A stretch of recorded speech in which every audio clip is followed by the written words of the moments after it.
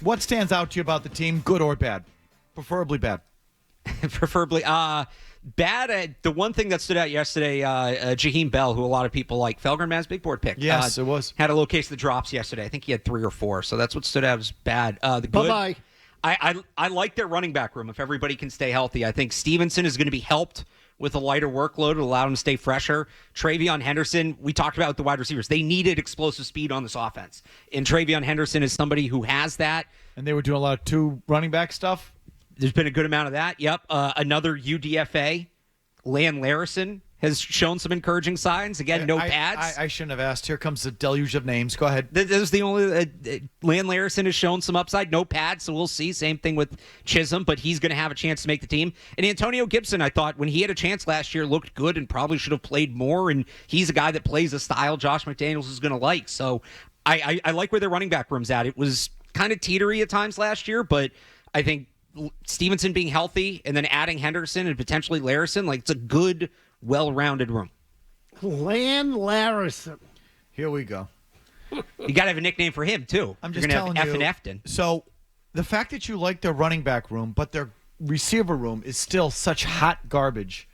Their running backs are ahead of their receivers, yes. Not good. Not a good thing. That means you suck. It's not great for a team that should be throwing the ball more. With a horse at quarterback, apparently. So what? Neat.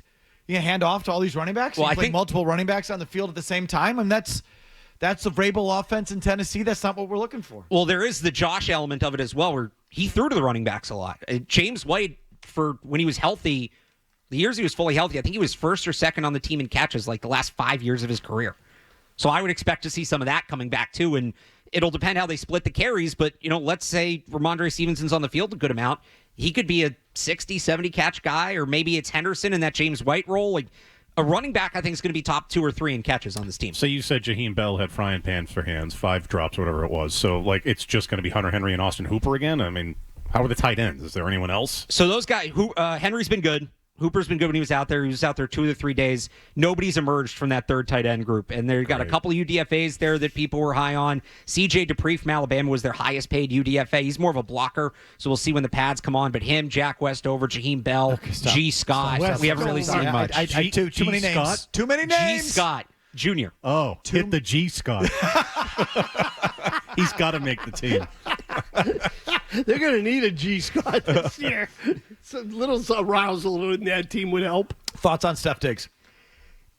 Let's start with yesterday. He looked good. He's moving very well. For a guy 7 months removed from a torn ACL, guys sometimes aren't even on the field. And he's running full speed. He's cutting full speed. He's not doing it against the defense. So physically, really encouraging, just off what we saw yesterday, where he's at. As for the other side of it, where's his focus? Overall, if I asked you, do you feel better or worse about his prospects than you did a month ago, what's your answer? Better, because the physical stuff worried me more than the mental side. And seeing how well he was moving yesterday, I was not expecting that. I don't think I'm alone in that. Like, he looks like a guy, I said this before, he looks like a guy who's on track to play week 1. I'm not a doctor, I don't know exactly, but he's moving full speed. He's not hesitating. There's no limp. He didn't have a brace on his knee. He looks ready to go. He's a guy that enjoys himself off the field. We've seen that in the past. It wasn't exactly a surprise, all the stuff that came out. Now, So stop. Do you think there was any chance he was going to say he felt worse? No, none. But, let's flush it out. Well, usually I'd split the difference, about the same here or there. No, I'll give you a definitive better. You said this wasn't a surprise, so you knew he liked to get after it off the field? Well, This was known about him?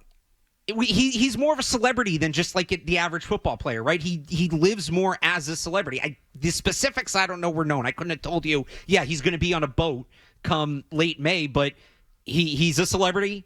He's in a celebrity relationship, all of that. He's probably a guy that's going to make some more off-the-field TMZ type of headlines.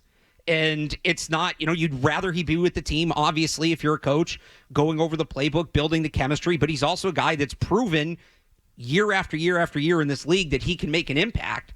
And he is a little more leash in my mind than any other receiver on the team or the receivers they've had the last 2 years, because they haven't had a guy really since Edelman that is proven that he can make plays in this league. The fact that he wasn't here and was apparently distributing drugs on a boat in Miami doesn't give you a pause for concern. I mean, it gives you pause, certainly. And I think it's something that if he comes out of the gate slow, That's going to be the first thing we go back to is, well, if he'd been more focused in the spring, if he'd been present more in the spring instead of being on the boat, would he look different? It's certainly something that gives you pause, but it's not disqualifying for me. It's not something that I look at and say, change my mind like, oh, this might have been a bad signing. Definitely not disqualifying.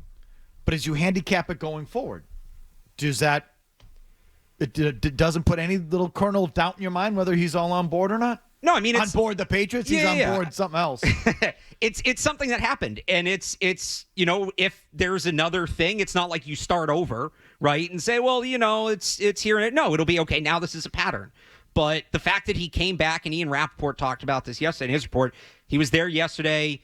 He was full go. He didn't, in terms of his movement, he didn't do competitive team drills, but he was running full speed. He was cutting full speed, all of that. He was engaged. He was working with the other receivers. He was working with the coaches. Like, it doesn't seem like something that's lingering for him.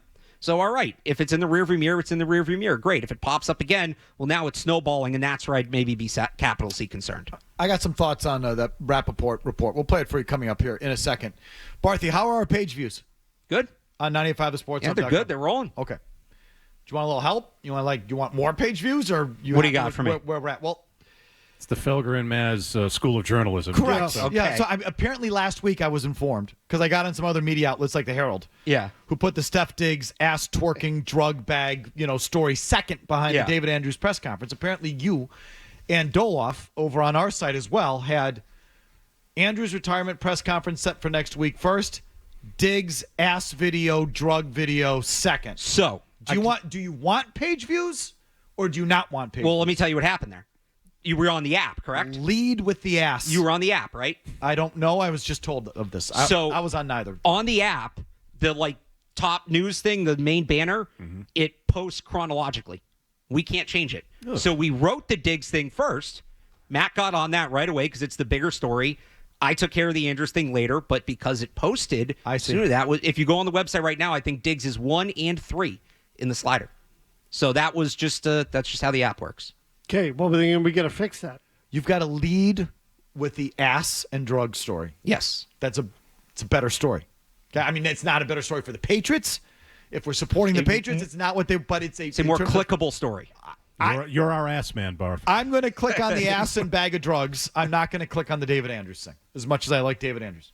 I get that. You put a picture of an ass and a thong on there, you'll get clicks. The bag of drugs. Simple as that. I mean, I don't know. If it bleeds, it leads was an old thing, in the news. If it twerks, it works. Yeah, there you go. There you go. If it twerks, it works. You hear that, Doloff? That's going to be. I just came up with for our syllabus, man. No, that was clever. Our School of Journalism. That's going to be week 1. One of the courses offered. Week 1. If it twerks, it works. If it twerks, it works. There it is. I'm not kidding about the Felger Mazz School of Journalism. No, me neither. Believe me. I think we should open one. Well, these kids need it today. They don't know what works anymore. They don't know what. They don't know that they don't know.